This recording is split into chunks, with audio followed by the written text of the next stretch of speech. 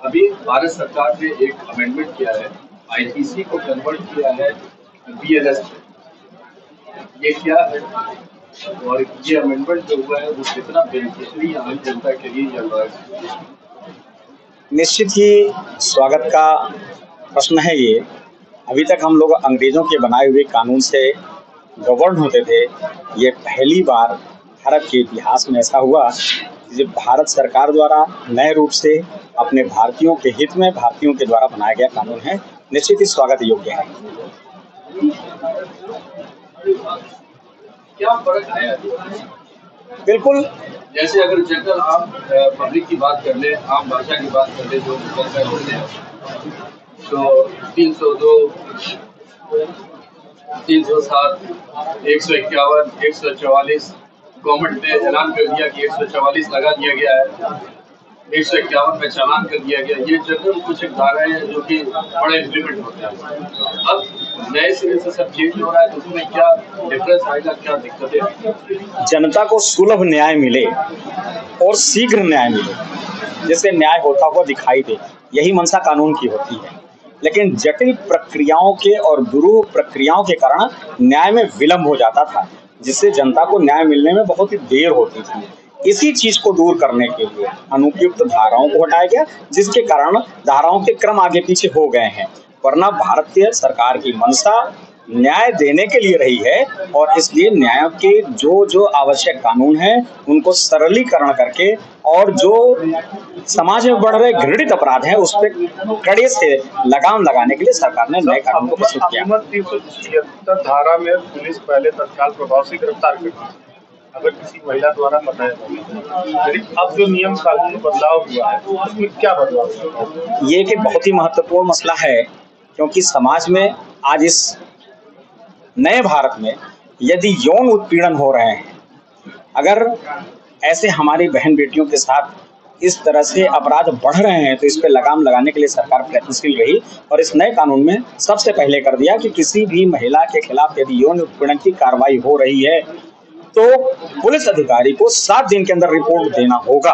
तो एक महत्वपूर्ण कदम होगा। 398 एक धारा होती है, उसमें तहत 498 काफी धाराओं को उसमें चेंज करते हैं, लेकिन कुछ लोग इनोसेंट होते थे लेकिन फिर भी उसमें फंस जाते हैं। अब धाराओं में क्या चेंज हुआ है, क्या नहीं? देखिए, सबसे पहली बात तो अभी महत्वपूर्ण ये है कि अभी माननीय सुप्रीम कोर्ट की तरफ से ऐसा आदेश है कि आप जो दहेज दे रहे हैं, जो उपहार दे रहे हैं, वो क्या था, और जब आप आ रहे हैं माननीय अदालत में आकर के यार कहीं पीड़ित हो रहे हैं तो आपने बढ़ा चढ़ा करके लिख दिया, तो ऐसा करने से एक बड़ी जटिलता आती थी।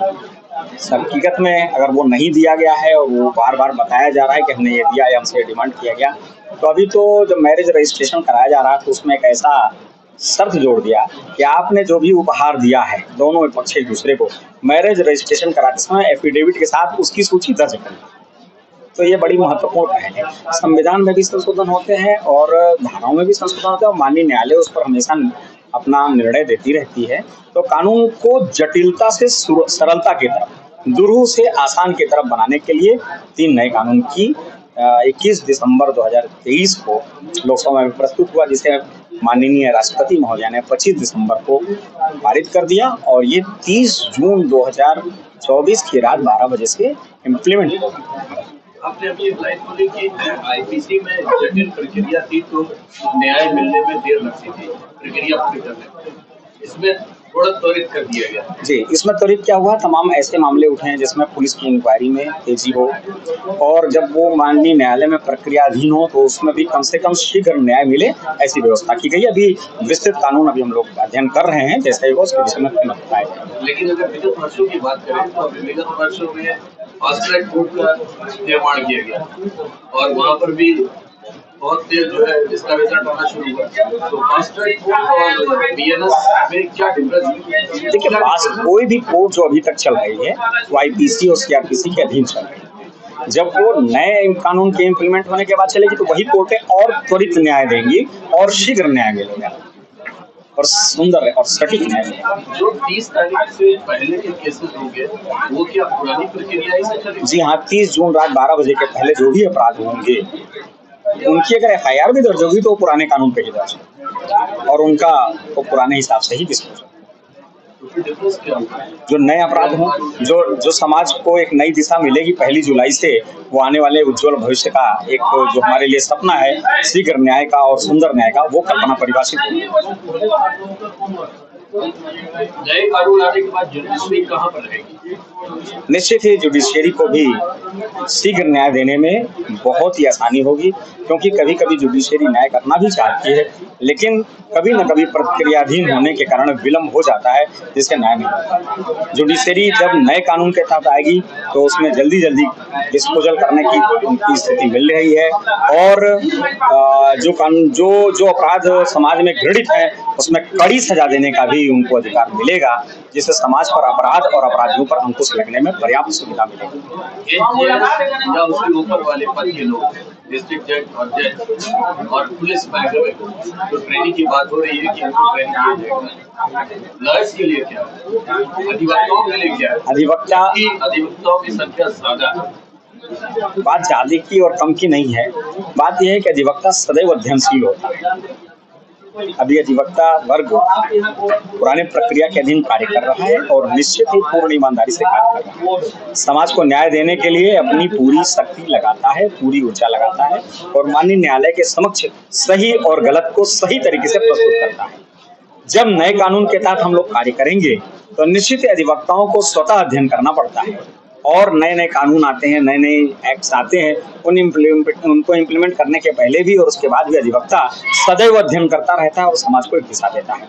अधिवक्ता स्वयं सक्षम है, यद्यपि जब हम समाज में नए कानून के बाद जब आएंगे तो हम लोग भी अपने अध्ययन की क्षमता को बढ़ाएंगे और उस कानूनों के बारे में पर्याप्त अध्ययन करके, और अभी हम लोग कर भी रहे हैं और आने वाले समय में जैसे ही होगा अच्छा न्याय करेंगे। एक और इम्प्लीमेंट हुआ है जो कि 30 तारीख से होने जा रहा है कि इंडिया के बाहर अगर कोई भारतीय संपत्ति के ऊपर अटैक होता है, जैसे इंडियन एम्बेसी या कहीं और होता है, तो उसको देशद्रोह में माना जाएगा। और आतंकवाद की अभी तक कोई परिभाषा नहीं थी, एक परिभाषा परिभाषित की गई, उसके बारे में बात करिए। देखिए, राजद्रोह और देशद्रोह दो महत्वपूर्ण पक्ष हैं।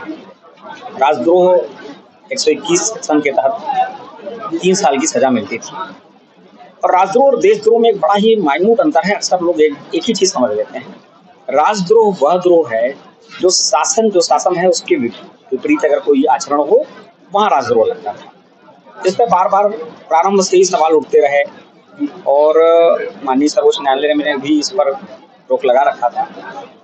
जो देशद्रोह है, ये शासन सत्ता पर नहीं बल्कि सीधे राष्ट्र के प्रति यदि कोई कृत्य लिख करके, बोल करके या करके किया जाए जिससे राष्ट्र की क्षति हो या अपमान हो, तो वहां पे देशद्रोह की संज्ञा आई, और ये 150 सन के तहत परिभाषित किया गया है।